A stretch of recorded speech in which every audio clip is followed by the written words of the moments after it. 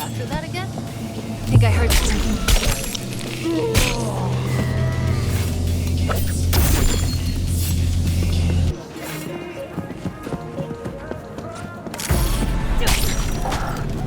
I didn't think anyone would step in.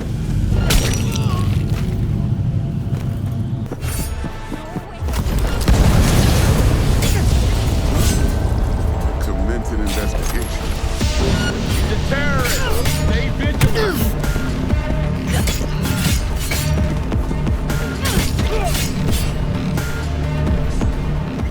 Hello everyone and welcome to another build video. A little overview of the build. This is a tanky Katana setup where we get to play aggressively with bloody, adrenaline-fueled, raw combat with lots of heads and limbs flying around in real time, for the most part.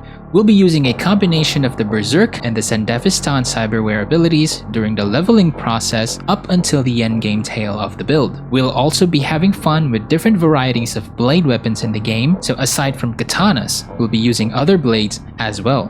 Let's dive in.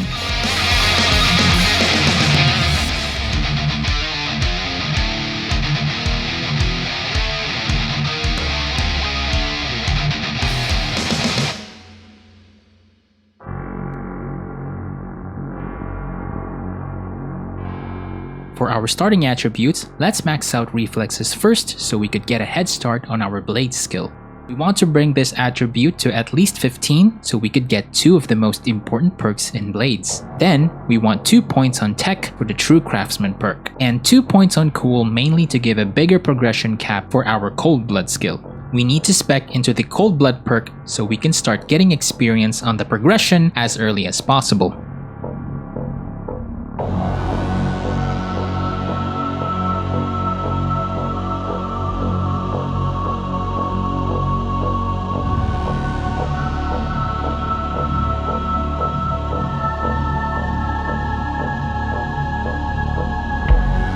Like I said earlier, we want to raise our reflexes to 15 so that by level 10, we would already have these 2 perks called Fiery Blast and Judge, Jury, and Executioner. With these 2 perks, we would improve our blade attack's damage output significantly during the early game. After that, max out Cool to 20 to be able to supplement our blade skill as well as improve stealthing and survivability. We'll be doing a lot of stealth during Act 1 and then some during the leveling process, so taking sneaking perks from the ninjutsu skill would definitely help in that front. Then, we move to raise body to 18, which will provide us with important perks to further improve survivability. It will also allow us to have the Berserk ability as well as some really useful cyberwares that are tied to the attribute. Also, don't forget to finalize reflexes by bringing it to 18. And for the last remaining points, we'll put it all on technical ability, which will bring it to 12. This will allow us to craft our iconic weapons up to epic quality. At level 50, given that it's a melee build with a combination of survivability perks from cool and body, we could last in the field for as long as we can as we send heads and limbs flying in the air with our blade weapons optimized with blades perks from reflexes.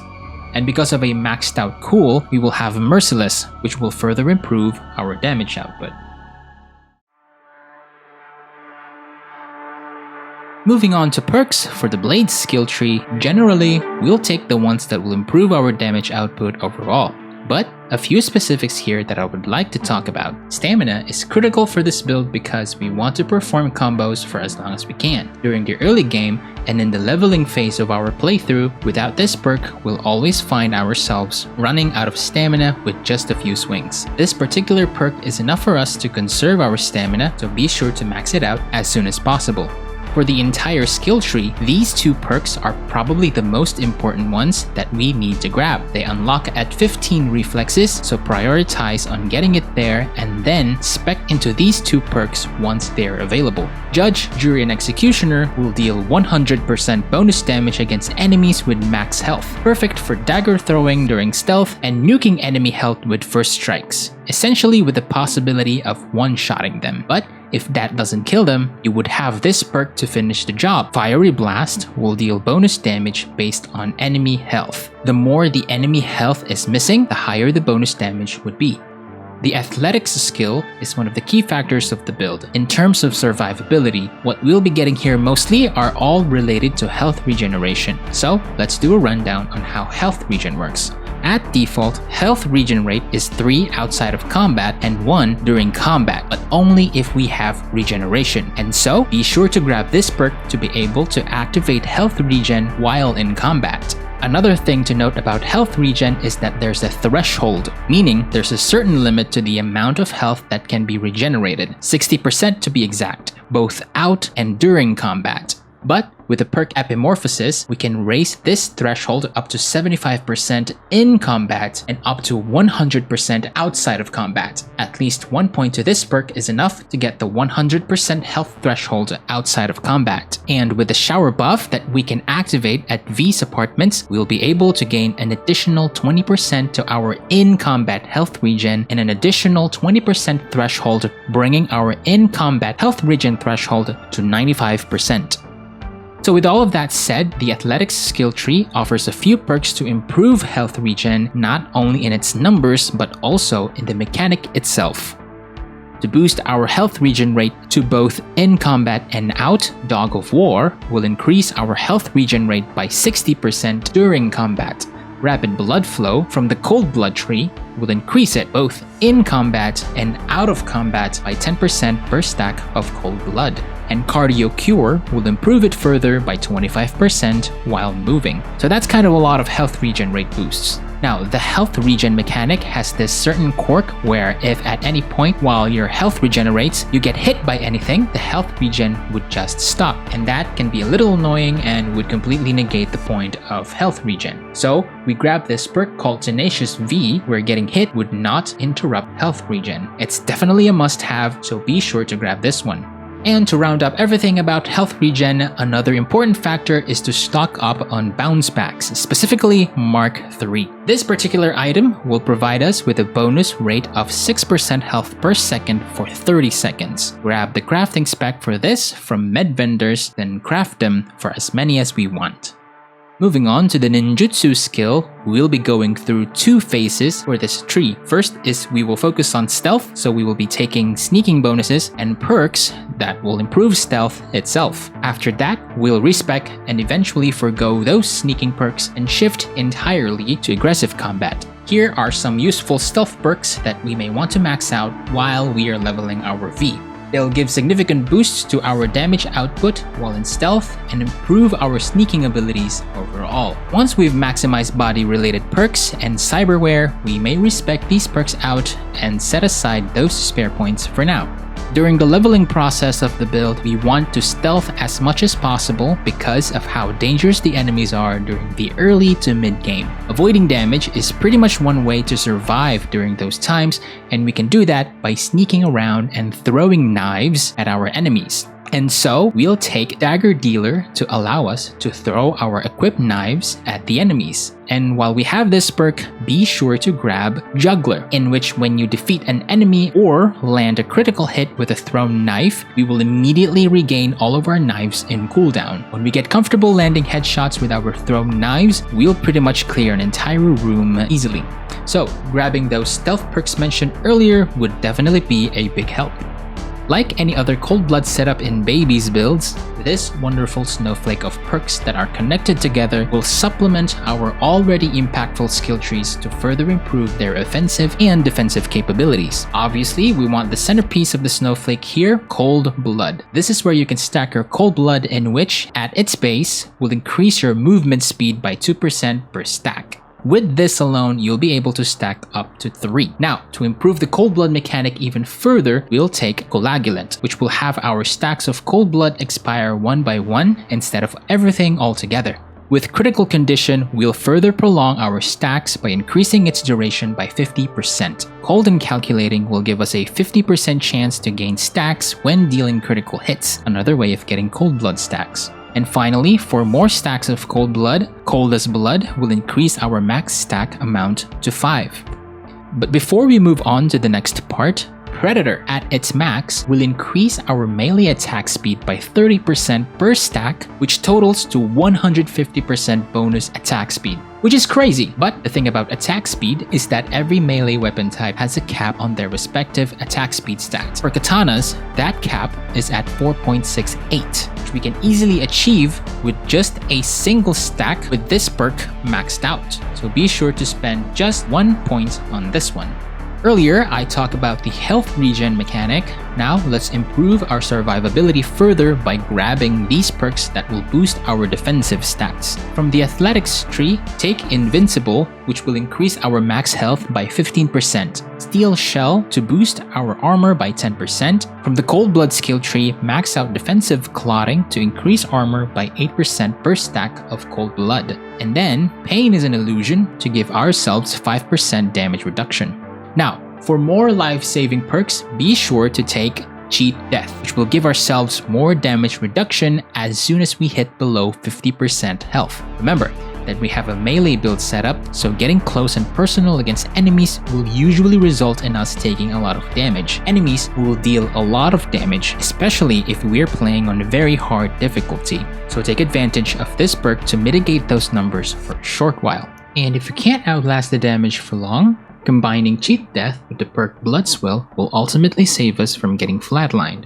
Upon receiving lethal damage, we prevent death, consumes all stacks of cold blood, restore 10% health per stack consumed, and grants us with damage immunity for 5 seconds. Has a 15-second cooldown. On top of these two perks, we'll also equip some cyberwares that can further up our chances of surviving during a difficult encounter. We'll talk about those later in the video. Before I forget, to further push our survivability, let's take advantage of consumables that we can grab from pretty much everywhere. Having the nourishment buff from any food items will boost our max health by 5% for a short time. And having the health booster buff will increase our max health by a good 20% for 30 minutes. This will result with us having around almost 1000 max health, which is really nice. So take advantage of these items as much as we can. You can grab them from containers, but you can also buy them from med vendors. And then lastly, we'll be doing some light crafting during the endgame, so let's take perks that will improve crafting itself. Unfortunately, we will not be going for legendary items, we'll just settle for some epic quality gear, which is not really so bad. Remember to spec these perks out once we've finalized the build, except some important perks here, which are True Craftsman and Grease Monkey. With True Craftsman, we'll be able to craft bounce backs and some rare armadillo mods. Also some weapons while we're leveling. And then of course, Grease Monkey, which will allow us to craft our weapons up to epic quality. Another perk here to max out is Innovation, which will increase the effect duration of our consumables by 50%. This will include buffs from bounce backs, foods, and health boosters. Now this build is exclusively a melee build specifically focused on blade weapons, and so we won't be exploring ranged weapons that are tied to reflexes. Our ranged capabilities will fall on throwing knives, so be sure to have Dagger Dealer right off the bat. Let's take a look at the different blade weapons that we may want to wield during our playthrough. I'll be showing you what my main setup is, and then we'll see the other blade weapons that we may want as alternatives. As for my setup, I have one slot exclusive to knives, one slot for my main katana, and then one for just about anything else. My main katana is the Satori, in which this sword has the inherent stat that provides a deadly 500% bonus to our crit damage. We're pretty much building crit stats for this build, and so with multiple points on Merciless, we can pretty much raise our crit chance to fully utilize the huge crit boost, not to mention the additional crit damage bonus that we get from the perk. You can grab the Satori during the mission The Heist, walk up to the roof of Yorinobu's penthouse, and then yank it out of Saburo's AV right here. My other favorite katana is the Byakuo. Stat-wise, it's just like any other katana, but what's special about this is that it has an added ability of being able to jump towards a target, making this the best melee weapon to close in on enemies as quickly as possible. It's also double the bleeding chance than a regular katana. One thing to remember though is that it picks up any target in your reticle, so be careful not to point towards unwanted targets. So those are my two main katanas that I use very often, and here are the ones that we may want to use from time to time. Some are okay, and some are just downright amazing. The Tsume Togi inherently deals electrical damage, but what's really special about this katana is that it deals more damage whenever we perform non-standard attacks, like defensive attacks or heavy attacks. You can get this one during the mission Pisces. Just grab the sword right here. Next up is the Jinchumaru Katana, which gives us a 100% critical chance while Kerenzikov is active. We'll definitely be using the Kerenzikov Cyberware, so we'll be getting a lot of value out of this katana. It also gives us a double damage boost for every last strike of our combos. Loot this after beating Oda during the mission, play it safe. The Scalpel is like the Tsume Togi, where it also deals electrical damage. This particular katana is very useful during pretty much the entirety of the mid-game, where we'll first take advantage of the Sandevistan Cyberware ability. We'll gain 50% crit chance whenever we have Sandevistan active. It is the reward item after you finish the mission big in Japan. The Cocktail Stick is the only iconic katana that can deal thermal damage. It also has a higher chance of dismemberment. You can get this one during the mission Automatic Love. Grab it by entering the Dulce's dressing room and then looting it over here.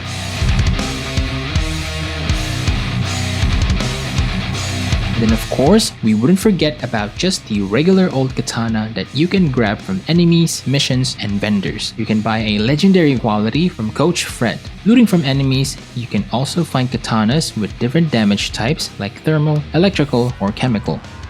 Now, aside from katanas, there's quite a number of other non-katana blades that we may use. I personally find them fun to wield from time to time because some of these weapons deal a lot of heavy damage and one of them is just outright ridiculous. There's 3 weapons in the machete blades category, namely the machete itself, the kukri, and the razor. Both the machete and the kukri share similar stats with a much higher burst damage than most katanas, but at the cost of attack speed, which is mostly the case on a lot of non-katana blades that are not knives, so keep that in mind. Machetes can be bought at the Pacifica melee vendor, while kukris can be looted from enemies. But the razor has a lot more burst damage than the 2 weapons in the category, although much slower. One swing of this beast can one-shot most enemies. Razors can be bought from Spectre Cheng, the melee weapon vendor in Japantown. For axes, there's the Tomahawk and the Claw. Compared to all the machete variants, the Tomahawk has better attack speed and has almost similar stats to most katanas. You can't throw them though, which is a shame. You can find the legendary variant at the Pacifica melee weapon vendor. And then there's the Claw, which still possesses the better stat than the machetes, attack speed wise, and also having a deadly amount of burst damage. Between these 2 axes, this is my preferred weapon to wield. You can buy one of up to epic quality at the Japantown melee vendor, again from Spectre Cheng. Lastly, the Cutomatic is this silly little gas-powered chainsword. If you just want to go Leatherface while holding what basically is a mini chainsaw, this is the one we need. It's very fun, has a lot of force into it, and deals a crazy amount of damage per swing. Don't ever use this on stealth though. You may get some of these from Spectre Cheng. Scaling back a bit in terms of size, let's move on to knives. Now, there's a number of different knives to use in this game, most of which we'll be using to cover our range and stealth capabilities. Although, if you so choose, we also have the ability to use them in close combat. Now, just remember to have the Perk Dagger Dealer to allow ourselves to throw them towards our enemies. Let's start with the non-iconics. The old classic regular knife is probably one of the more reliable knives for the build. We can craft a rare quality as early as Act 1 and pretty much what we will be using during the leveling process. You can buy a legendary quality from Spectre Cheng. Man, this guy's got a lot of things we need, yeah? Next one is the Punk Knife, which is what we'll be mainly using as our throwing knives. Although it has less headshot damage than the regular knife, the recovery time is what makes this the ideal throwing weapon. With the legendary quality, recovery time after a throw lasts only for 2 seconds. If you miss the opportunity to kill or land a critical hit, the 2-second recovery will provide us a good short window before throwing the knife again. You may buy the legendary variant from, of course, the one and only Coach Fred. For the iconics, it's all about preference, but I'm pretty much okay using the regular variants mentioned earlier. So let's start off with the Headhunter. While this one is the iconic variant of the Punk Knife, it doesn't have that quick recovery stat that the regular variant has. Instead, it has a special throwing mechanic in which after it hits an enemy after a throw, it will give that enemy a mark. When a marked enemy gets hit on the head with any weapon, that hit will deal a bonus 250% damage, which will then clear the mark afterwards. I don't personally use this that much because of the fast-paced nature of the build. It has a few conditions to set for it to take effect. I'd rather get in and slash everybody violently. You can buy this one from the Pacifica melee weapon vendor. And if you want a knife that can get up close and personal, the Butcher's Cleaver is your go-to. Like a true psychopathic cold-blooded killer, this is pretty much the perfect weapon for the occasional bloodthirsty killing spree. You can grab this during the mission Maptan Pelen. Just grab the iconic weapon after meeting Placide for the first time. As for the other knives that have poison properties like the neurotoxin knife, the blue fang, and the stinger, they're pretty nice to have, but we won't really be able to utilize them completely because of how much burst damage we'll deal against enemies for the poison mechanics and other properties to fully take effect. Moving on to clothing, just simply find some clothing that are at their max mod slots. An easy way to do this is to look for hidden legendary clothing scattered throughout Night City. I created a Google Sheet that has information on where to find these clothing. Generally, what we want to focus on is armor. That's why we need only mod slots on all of our clothing. When you're about to loot a hidden legendary clothing, save and reload until you roll it with their max mod slots. The outer torso, inner torso, and legs clothing can have up to 2 mod slots, while the head, face, and feet clothing can only have 1. Now remember to only do this process when you're in the endgame, as the item levels of these legendary clothing will depend on your current level. The higher your current level is, the higher level the item will have. Thus, we'll have better armor. During the leveling phase of our playthrough, just simply loot clothing items that are better than your current one. We can also visit clothing vendors if we have money to spare. As for weapon mods, we only need the one which is the Cold Shoulder melee mod. You can get these from pretty much every melee weapon vendor in Night City. Take note that you can only buy one from a vendor every 24 hours. So buy one, then advance time by 24 hours, get as much as you need. For clothing mods, we also only need the one Armadillo. Simply put, it adds more armor to your clothing just by slotting it in. Be sure to level up your crafting skill up to 9 to be able to craft rare quality armadillos. The crafting spec for this mod can be obtained in the open world, so look out for containers during your playthrough. And for the wardrobe, you may copy my setup here, which also includes what store each clothing piece is bought from.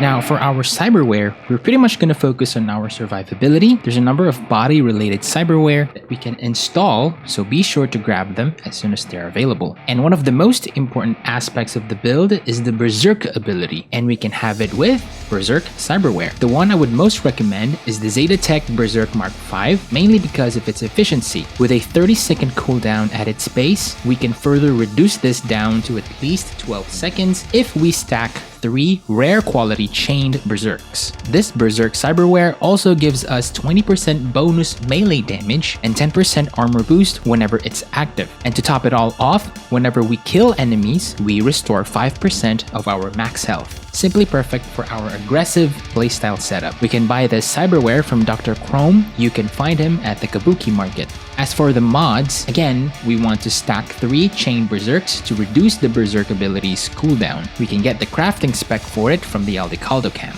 You may also buy the item itself from the Arroyo Ripper Dock. For health restoration, the Heal on Kill cyberware will instantly heal 10% of our health whenever we take down enemies. The healing ability of this one will stack together with Berserk Healing and the Death Bolt perk from Blades. You can get a legendary quality from Cassius, the Ripper Dock at Northside. In addition to the life-saving perks that we have, namely Cheat Death and Blood Swell, we also have these 2 cyberware that can extend our uptime while hacking and slashing the bad guys. With a legendary bio monitor, we instantly restore 100% health when we drop to 15%. As a 2-minute cooldown, grab this one from the Aldecaldo Ripper Dock. But if the enemies somehow manage to go through Cheat Death, Blood Swell, and the bio monitor, we get up and go again thanks to Second Heart, which will restore our health again to 100% when we finally reach 0. Also has a 2-minute cooldown, available at the Wellsprings Ripper Dock. For stealthing purposes and pretty much extending survivability, we want to install the optical camo. This cyberware covers the stealth aspect of the build, especially during the leveling process when we yet to have the capacity to tank damage. And even if we have gotten past stealthing at some point, we can still use this ability while in combat. Having this activated during combat will obscure our visibility, making enemies try to locate and shoot at a blurry target, making it very hard for them to deal damage, so long as we are constantly moving during the firefight. A legendary quality can be bought from the Ripper Dock at Rancho Coronado. Kerenzikov is the cyberware ability that will allow us to slow down time for a brief period. Pretty much a badass quality of life ability where we can focus on targets while on the move. We can perform this ability by blocking or attacking during a slide or dodge. Now, this alone can only be done while on the ground, but if we pair it with the maneuvering system, we can extend the Kerenzikov ability mid-air. But we can also use nano relays instead if we want the Kerenzikov to be extended by 2 seconds. A legendary quality Kerenzikov along with its supplementary essentials are all available at the Arroyo Ripper Dock. Now, aside from all the wonderful katanas and blades that we can use for the build, another weapon that we can have are the Mantis blades, which naturally upgrades as we level up. Very deadly due to its inherently high attack speed, it also has a leap ability to close the gap on distant enemies. As long as they're installed, they're usable in pretty much any situation. When you hit 45 street cred, you can buy a legendary quality Mantis blades at any Ripper Dock at the city center or Haywood. As for the mods, you may choose whatever damage type you want. I personally stuck with physical because of the bleeding chance. For the second slot, we want the Haming 8 rotor for the additional 45% attack speed boost. And for the third slot, the health boost sensory amplifier will increase our max health by 15%. The health boost applies whenever the blades are wielded. Both of these mods can be bought at the Japantown Ripper Dock in Cherry Blossoms Market.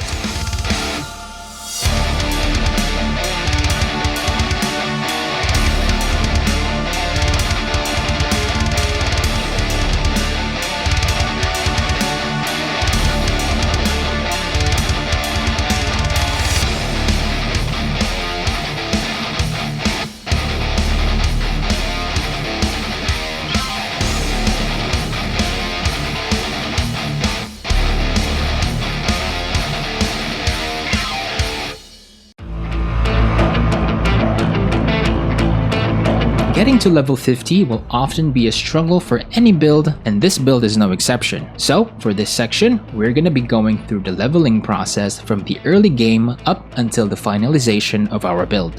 As soon as you're able to explore the starting district of the game, namely Watson, a good way to get some free experience is to finish a couple of social quests. These quests are the ride, where you ride with Dex, briefing us about an upcoming heist, and a setup quest where we scan some brain dance scrolled by Evelyn Parker. After completing these quests, access your stash from wherever you are, either from the vehicle or V's apartment, and here, you'll find a common knife, and if you have the game in GOG or have a GOG account linked, a unique katana called the Black Unicorn. Take these two weapons to have our first set of blades. Also, take note that we have a crafting spec for an uncommon knife already available.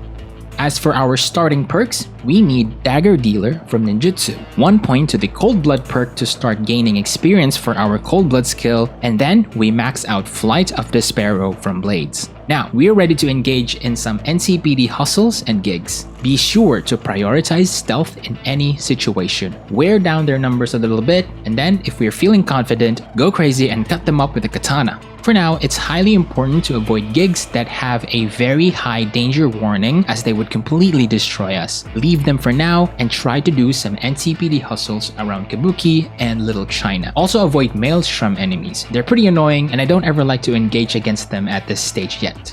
At this point, we are getting stronger and we're getting a lot of money and loot. Be sure to sell all the loot at vendors, and once we have about 16,500 euro dollars, we may now buy ourselves a crafting spec for a rare quality knife from Wilson. If the spec doesn't appear in his stock, simply keep advancing time by 24 hours until it shows up. Also, buy some components for crafting and upgrading, specifically the common, uncommon, and rare ones. And also, be sure to have the True Craftsman perk from crafting. One item that can further aid us during combat is a flashbang. You can find a crafting spec for it in this NCPD hustle located right here. By level 10, we should already have 15 reflexes, which means we have unlocked two of the most important perks for the build, and those are Fiery Blast and Judge, Jury, and Executioner. Make sure to have these perks maxed out as they will significantly boost our damage output during the early game. At this stage, we can pretty much handle any enemies in Watson and be able to go up against Maelstrom and some of the more intense gigs, so long as you still prioritize stealth over combat. And with all the money that we've gathered up during Act 1, we can start installing these cyberwares to further help us in finishing hustles, gigs, and the main questline. Head to the Kabuki Market Ripper Dock, get the Epic Optical Camo to improve stealthing and avoid damage during combat, Subdermal Armor to boost armor, and then a rare quality Mantis Blades to add a naturally upgrading blade weapon to our arsenal. Now, by the time we're doing the mission, the pickup, depending on our choices, we'll be going up against Royce, and he can be pretty tricky to beat with just melee weapons. We can completely ignore him by just going camo and heading towards the exit. If we really want to fight him, an easy way to defeat him is with flashbangs. Once we enter the boss area, go camo, rush and stealth kill the goon, go behind Royce, then perform a takedown, bring up the item wheel, switch the camo to flashbangs, and then start throwing and slicing. Every time the flashbang explodes, Royce gets temporarily stunned, and that's when we go in and attack. The Mantis Blades is pretty much the ideal weapon here because of the leap ability and its inherently high attack speed. Keep watch of Royce's stun animation while slashing before throwing another flashbang. Keep on doing this until he's eliminated.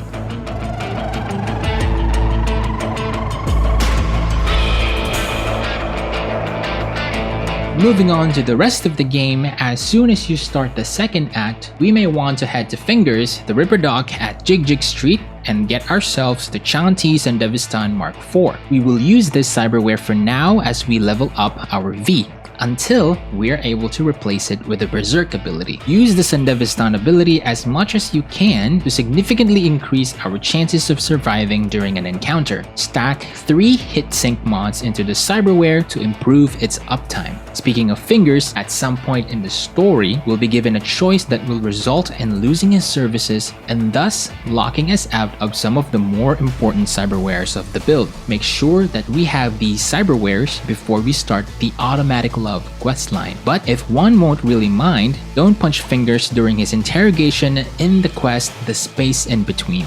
To pair with the Sandevistan cyberware, one may want to get this katana called the Scalpel. You can get this katana as a reward by completing the mission Big in Japan. Start the quest by talking to Daryl Philbin in the afterlife. Upon completing the quest, grab the katana right here. As for more buffs, take advantage of the various buffs that we can activate in the apartments. Sleeping on the bed will give XP buff to our skill progressions, and taking a shower will give health regen boosts and a higher health regen threshold. At this point, our leveling phase is pretty much straightforward. Keep finishing gigs and NCPD hustles until we pretty much reach level 50. A few notes here to remember moving forward. Switch to the Berserk cyberware once we hit 18 body. Keep upgrading our blades whenever we level up. It's important to maintain the levels of these weapons along your current level. Buy the necessary components from vendors. Keep in mind that you need to max out your Cold Blood skill to be able to unlock Merciless. The build distribution that I recommended shows that we need to max out Cool as early as possible so that we can raise the XP cap of the Cold Blood skill progression. You can run around Pacifica and kill groups of enemies while having the Sleep buff to grind the remaining levels of our Cold Blood skill. Then, as a form of test for the build, or if you simply just want to have fun, try to go CyberPsycho in the middle of the city. Raise our heat until max stack comes in to take you down. See how long you can last these heavy hitters before flatlining.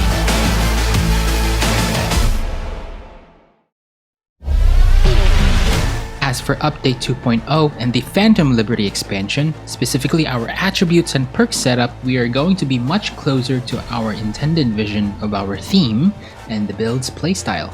For our starter, put 3 points on reflexes, 2 points on body, and 1 point each to tech and cool. This starting setup will unlock the first tier of all of these attributes perk trees. And then we'll start progressing reflexes up to 15. Next, we get tech to 15, then body to 15, and then cool to 15. This will unlock each of these attributes' respective third tier perks. The order of which we allocate our attribute points will still follow along the pre-2.0 update build, in which we will utilize Endeavistan first before eventually switching to Berserk.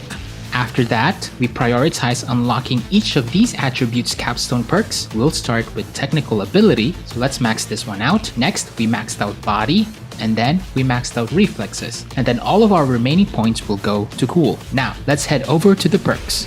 As you can see here, the perk system has been completely overhauled and seems to have completely removed skill categorization. The perks are now consolidated into one tree that is based on the attribute. Let's ignore the branch here on the left as they only affect assault rifles and SMGs. And let's focus on the middle one here. The middle tree seems to give significant quality of life improvements in terms of movement, boosts mitigation stats, and gives additional maneuverability. Let's take Slippery. The faster you move, the more difficult for enemies to shoot you. Power Slide, which will increase slide distance, and Parkour, which will increase vaulting and climbing speed. Moving on to tier 2, let's max out Dash, which will allow us to dash instead of dodge. The difference between dodge and dash is that dashing covers more distance when you perform the maneuver. You perform it by pressing a button once. Among the few improvements to dash, let's take Mad Dash. It will boost our dash range whenever we move towards enemies. Stamina is ever more critical, so let's take Mean Streak, which will restore 40% stamina whenever we defeat enemies while dashing. And it seems that the mitigation mechanic gets a nice improvement. Let's grab Can't Touch This. Whenever we dash, our mitigation chance moves to 100% chance. The damage mitigation itself is determined by our mitigation strength, which at default is at 50%. Moving up the tree, let's max out Air Dash for more maneuverability. We further reduce stamina cost whenever we dash, and we gain more speed for doing so as well. We'll then take Aerodynamic to boost mitigation strength while in mid-air, then Aerial Acrobat to gain more control while mid-air. And lastly, let's take the capstone perk Tailwind for more stamina conservation, because I imagine we'll be consuming a lot of stamina due to the new changes in melee combat. Now that maneuverability is covered, let's head over here in the blade weapons section. Of course, we'll take Lead and Steel, which will unlock the ability to block bullets with our blades, which is pretty fucking awesome.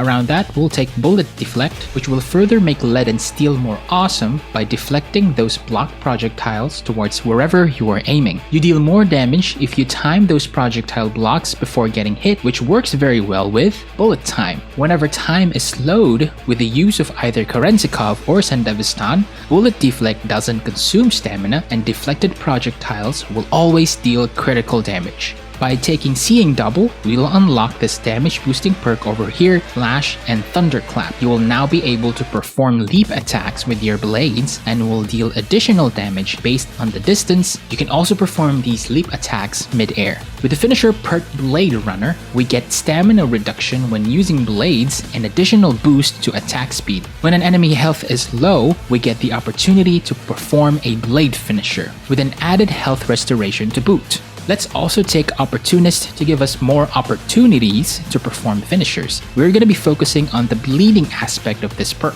Flash of Steel will boost our movement speed and attack speed after performing a finisher, and then a bigger range for finishers with Going the Distance.